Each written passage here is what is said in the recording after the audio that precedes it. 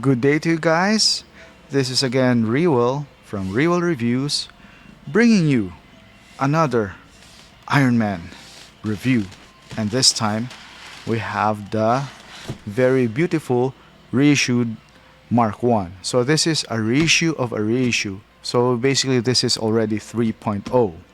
The first one was the first and second ones were not diecast, and for this third outing, they decided to go with diecast. So it is in a very beautiful box, and of course, this is a very special figure. I mean, man, this is what started the MCU as we all know it. It's Iron Man, the one that he made in a cave with a box of scraps. So I'm rather late to the party because this has been out for a while. I just was very busy as usual, and I decided to go with the other figures first. So at least we are here now. So slip on. You know this die-cast Iron Mans. I love the way they unbox. They are so comfortable to unbox. Very easy, not much fuzz. So this is the Mark 1. And this is brand new. I got it from Carlo Wong. I got it for a grand price of, drumroll please, 25,000 pesos. It is rather expensive, but you will see the dollar equivalent to that. So let us see, if the value of this figure would hold up. Okay, first impressions, as I told you, this is the very first Mark 1 I've owned, and oh my god, look at that head sculpt, man. Look at Tony Stark, played by Robert Downey Jr. This is what jumpstart the MCU. So you have to understand how significant and special it is for MCU and Hot Toys fans like me. This is basically a must-have if you're a collector of my type. So let us get everything out of the way first so we can take a better look at him. Now that everything is out of the way, we can have our first look at Iron Man coming out of the cave with this contraption he built to escape his imprisonment.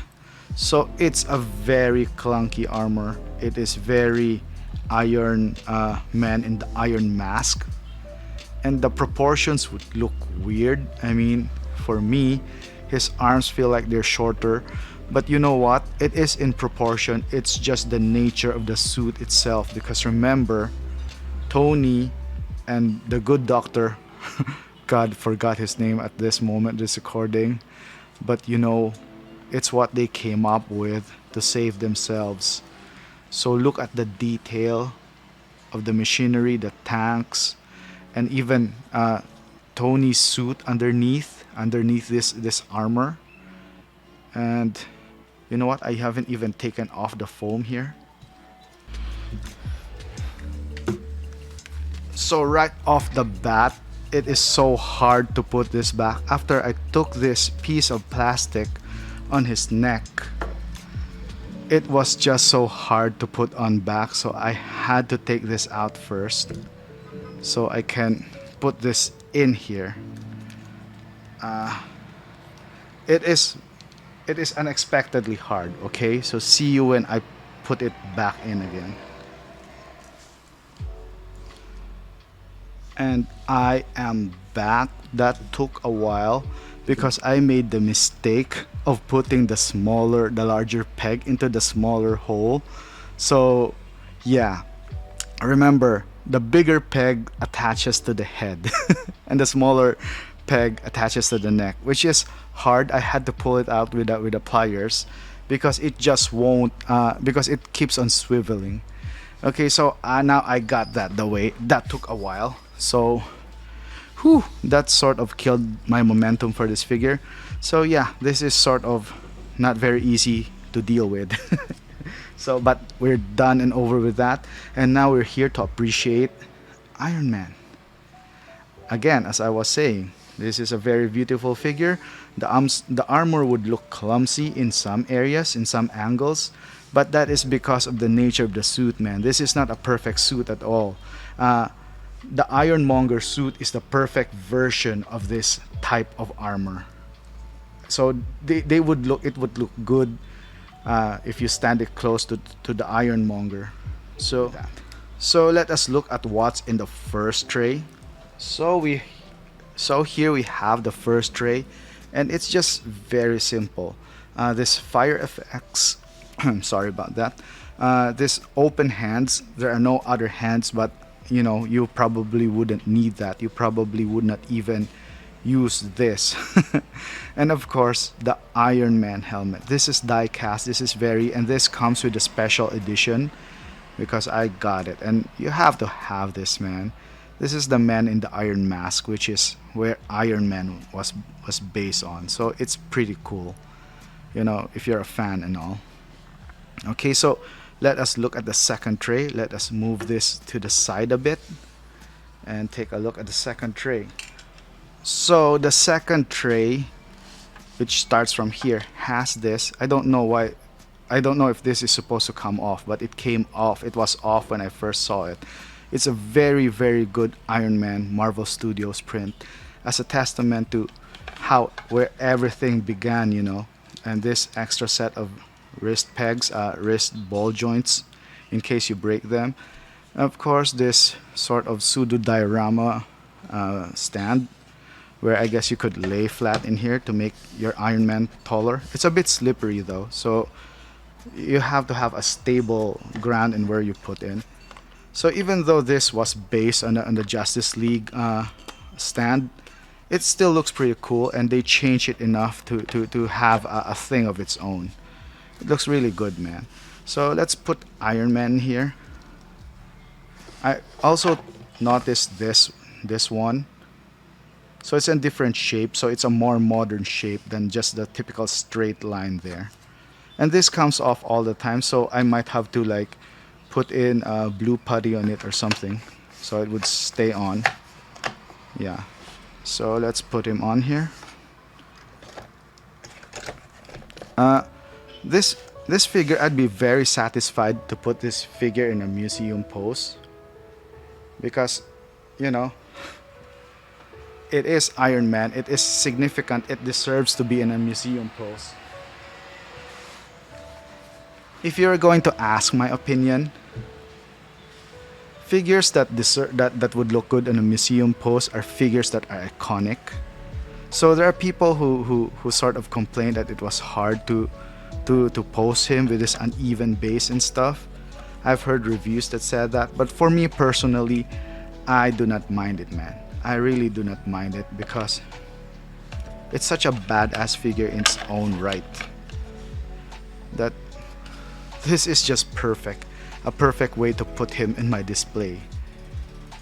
You know, he's the start of the MCU, man. So it is a very light figure, and you know what? Let's check out some figures, and let's check out some of its flame effects and all. I mean, the manual is here after all, so I mean, might as well go through with it, because other than that, this is it. So you either like it, you're either a Marvel fan, the Marvel IP has either to be special to you, or it's just something light and casual to you. So for, you know, so I can understand that this figure could be polarizing, or it could be in different terms of being special depending upon the collector. So okay, so to the people who actually said that putting on the fire effects was hard, you know what? It is somewhat hard because of the nature of how you put it on. I'll try to show you. Okay, so the thing is,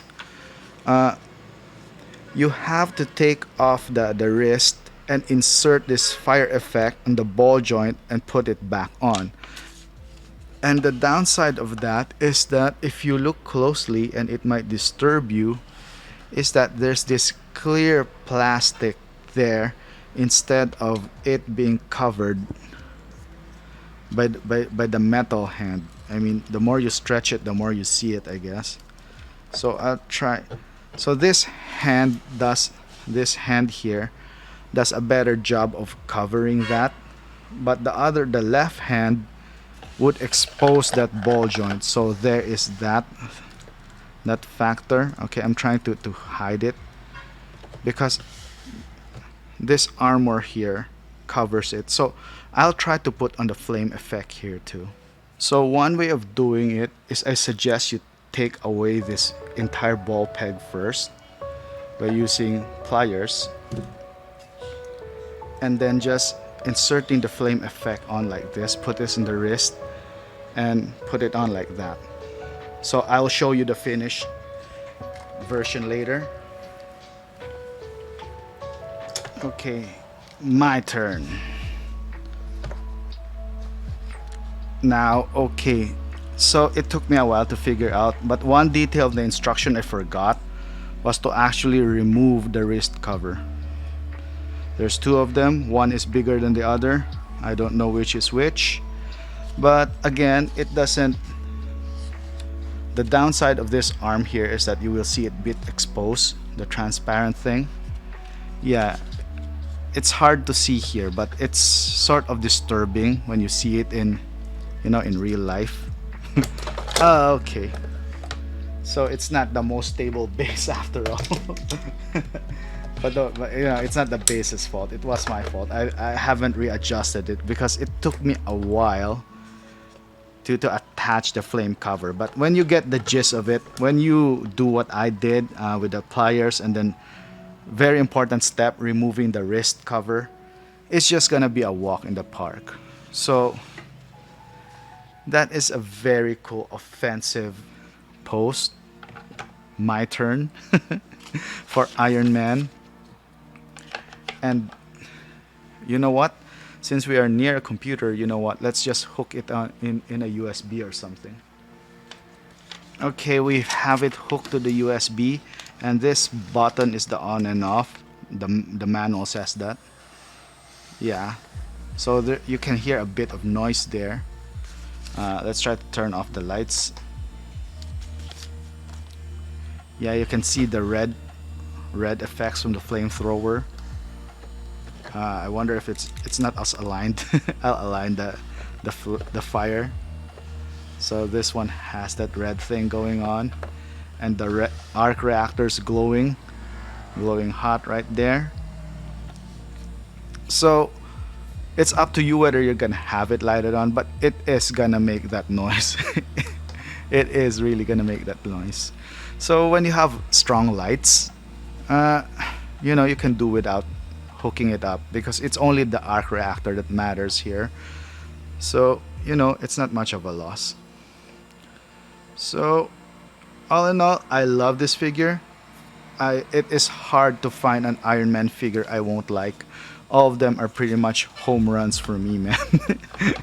I mean, I never saw myself as an Iron Man collector, but when you start with Hot Toys, you just can't help but nerd out on how beautiful it is, So there you go. That is my review of the Iron Man Mark 1.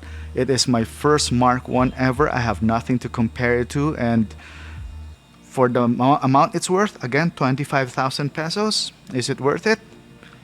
Hell yeah, man, it's worth it. I mean, I'd get it cheaper, but at this point, this is just gonna go up in price. It's not gonna be crazy expensive, but it's gonna go up there just because of the significance of Iron Man, the MCU. Have a nice day, guys.